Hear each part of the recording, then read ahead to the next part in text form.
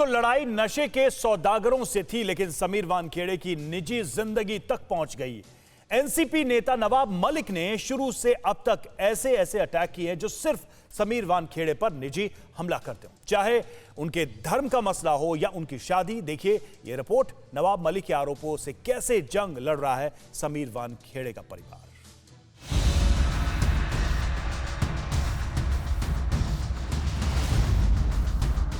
समीर वानखेड़े के खिलाफ मोर्चा खोलने वाले नवाब मलिक आरोपों का नया पुलिंदा लेकर उपस्थित हुए थे।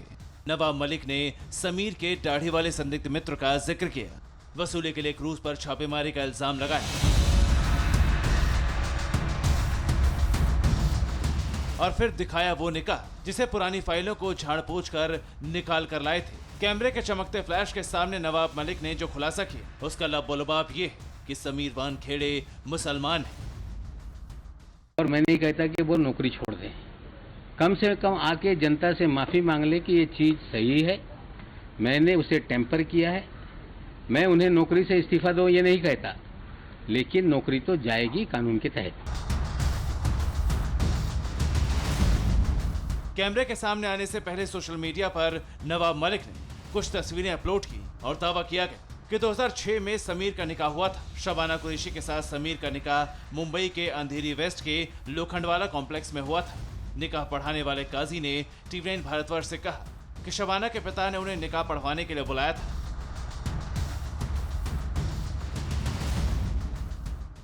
जाहिर में वो मुसलमान हैं और लड़की भी मुसलमान है, बाप भी मुसलमान है।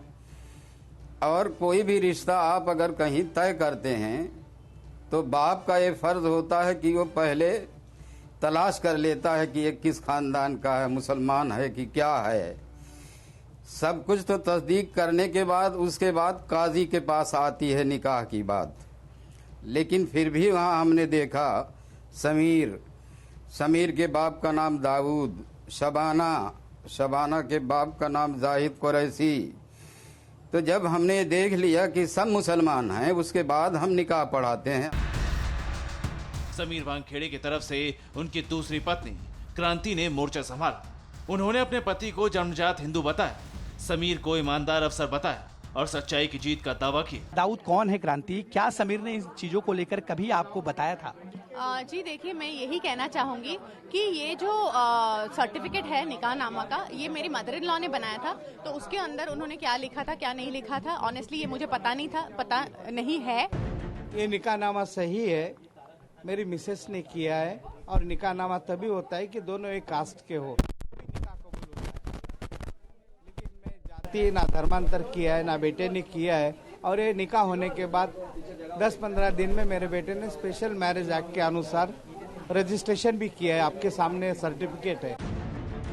इसी के बीच शेखर कांबले नाम के शख्स ने वानखेड़े पर 10 से 12 साल कागजात पर दस्तखत करवाने का आरोप लगाया। समीर वानखेड़े के खिलाफ एनसीपी विजिलेंस की 5 सदस्यीय टीम ने पड़ताल शुरू कर दी।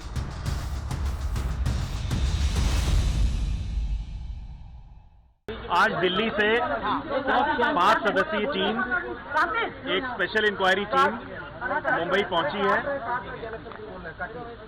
जो एफिडेविट में लगे हुए एलिगेशंस थे उसके संबंध में जांच टीम गठित की गई है। उसके लिए आज हम लोग मुंबई आए हैं। इस कार्यालय से कुछ कागजात इकट्ठे किए गए हैं, रिकॉर्ड इकट्ठे किए गए हैं और साक्ष्यों को बुलाया गया है। मैं यहाँ ये बताना चाहूँगा कि इस इंक्वायरी के बारे में आप लोगों को जिस तरह से आप लोग पूछ रहे हैं, रियल टाइम इंफॉर्मेशन देना मुश्किल है। विजिलेंस टीम ने इस मामले में अन्य गवाहों के साथ ही शाहरुख खान की मैनेजर पूजा ददलानी को भी पूछताछ के लिए तलब किया है। समीर वानखेड़े और नवाब मलिक में छिड़ी आरोप प्रत्यारोप के बीच आर्यन खान को फिर जमानत नहीं मिली। 28 अक्टूबर को फिर 2:30 बजे सुनवाई होगी। Bureau report, TV9 Bharatvarsh.